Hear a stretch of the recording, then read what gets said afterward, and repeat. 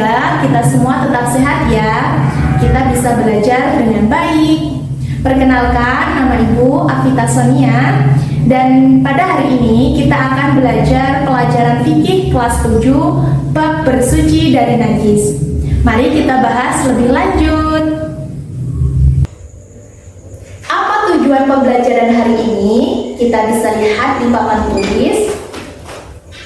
Yang pertama, menunjukkan keimanan kepada Allah Subhanahu wa Ta'ala sebagai Al-Qudus. Yang kedua, menjelaskan definisi najis. Yang ketiga, membuat kesimpulan tentang perintah menghilangkan najis berdasarkan ayat Al-Quran. Yang keempat, membandingkan jenis-jenis najis. Yang kelima, mendemonstrasikan tata cara pelaksanaan bersuci dari najis sesuai dengan ketentuan. Definisi najis. Baiklah, yang pertama kita akan belajar definisi najis. Sudah ada yang tahu belum nih apa itu najis? Jadi, najis itu menurut bahasa berasal dari bahasa Arab. An-najisu atau an-najisu yang berarti kotor atau menjijikkan, tidak bersih dan tidak suci, dan harus disucikan karena menghalangi sahnya ibadah seperti sholat. Dalil perintah menghilangkan najis. Selanjutnya kita bahas tentang dalil perintah menghilangkan najis. Terdapat dalam Quran Surah Al-Mudaththir ayat 4. Mari kita baca bersama-sama anak-anak. A'udzu billahi minasyaitonir rajim. Bismillahirrahmanirrahim. Wa thiyabaka fatahhir, yang artinya bersihkanlah pakaianmu. Jadi dalam ayat tersebut memiliki kesimpulan kita diperintah untuk membersihkan pakaian yang kotor dari najis. Maka dari itu kita harus mensucikannya sebelum melaksanakan ibadah. Macam-macam najis. Pembahasan selanjutnya yaitu macam-macam najis. Kira-kira kalian udah tahu belum ada berapa macam-macam najis? Ya, benar sekali, ada 3. Yang pertama, najis mukhafafah atau najis ringan. Yang kedua, najis mutawasitoh atau najis sedang. Najis mutawasitoh dibagi lagi menjadi 2, yaitu ainiyah dan hukmiyah. Dan yang terakhir, yang ketiga, najis mughalladah atau najis berat. Dari ketiga najis tadi, kita akan bahas satu persatu. Yang pertama yaitu najis mukhafafah. Najis mukhafafah adalah najis ringan. Contohnya seperti air kencing bayi laki-laki yang belum berusia 2 tahun dan belum pernah makan sesuatu kecuali air susu ibu.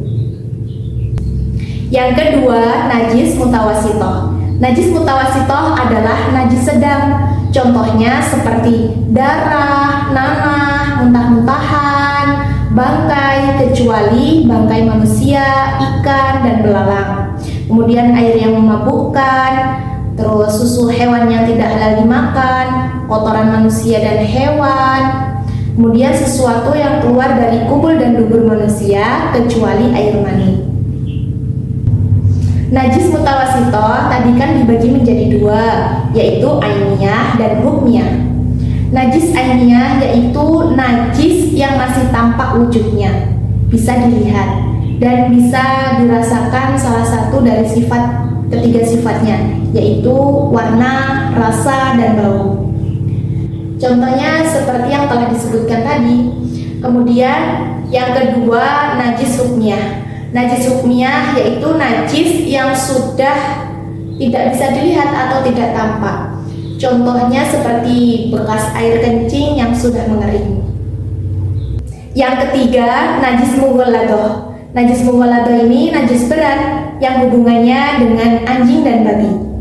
Misal air liurnya itu najis berat.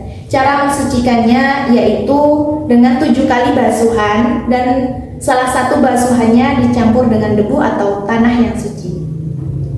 Tata cara bersuci dari najis. Pada pembahasan kita yang terakhir yaitu tata cara bersuci dari najis. Pertama, bersuci dari najis mukhafafah. Langkah-langkahnya bagaimana? Pertama, kita bersihkan terlebih dahulu najis atau air kencingnya, bisa menggunakan tisu atau kain. Kedua, kita hilangkan sifat-sifat yang masih tersisa seperti warna, rasa, dan bau hingga benar-benar hilang.